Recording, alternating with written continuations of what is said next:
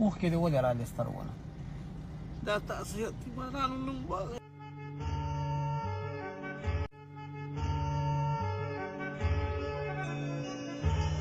علیکم السلام څنګه حالات ښه دي په کوم ځای زه خو دې راغلی زیړ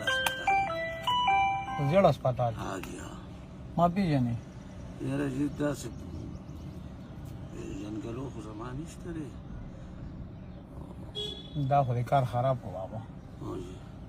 ما سره ماشومان دي بابا یتیمانان ښه دی چې نه مور نه پلار نه هغه ماشومان دي مونږ سره بیا هغې له مور وتي د روژه کې روژه ماتي لپاره وله چانده راټولو ښه دی نو ستا پکې څه وس کېږي که نه بلې پوهېږې په سر سترګو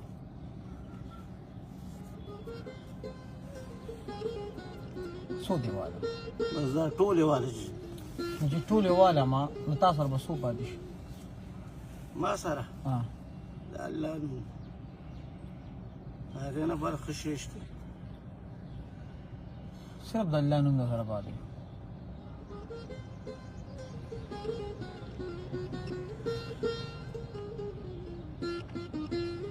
کور ته بسوړې روژه ماتې ده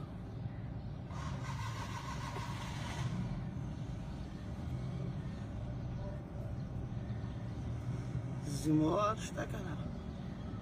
ذمهوار شته بچي دې شته شپږ دي کار مار نه کوي نه دي دغه دي درې جنکې دي او درې هلکان دي او په هغه جنکو کې مې په مشرۍ باندې په دې حالات کې علم کړی دی ماشاءالله ها او هلک مې پسته کې نولی دی ها او بس نور داسې دا بیماران دوايان یې هغې دپاره دي او تا ته ډېره ګرانه نه ده الله ته اسانه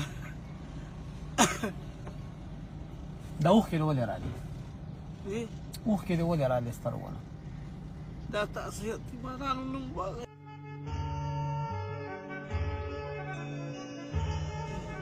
یو کار کوو بابا زه ته یو خبره کوم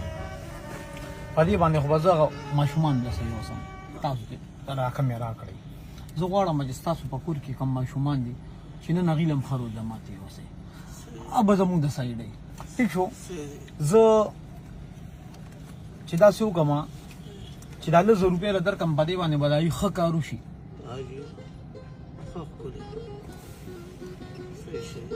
صحیح ده داسې کار به وکړې چې دا خو د هغې د روژه ماتې شوې زمونږ مقصد دا دی کاکا چې ستاسو په شان مشران خواږه مشران چې یو ورځ د مو کي که نه دا زمونږ دپاره هر څه ټیک شو د دې په بدل کې به صرف یو کار وکړئ دا د دوی د وړو مور شته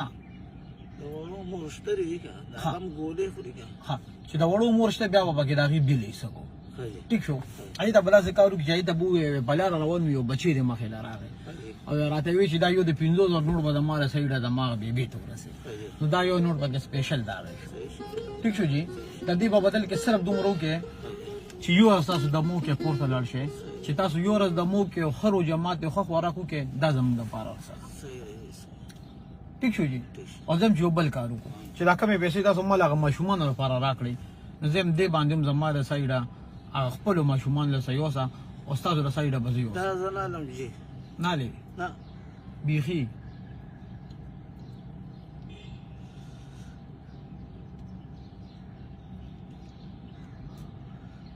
قد زړه نه دې راکړئ جي به ووتې که نه دا چې د چا په ډاډ راکړې که نه چې تا وایي چې څوک شته نو بس هغې خو تاله درکړې که نه ټیک شو دا ستاسو د سایډ نه شوې الله دې قبولې کړي الله دې قبولې کړي اوس مونږ ته اجازت دی لاړم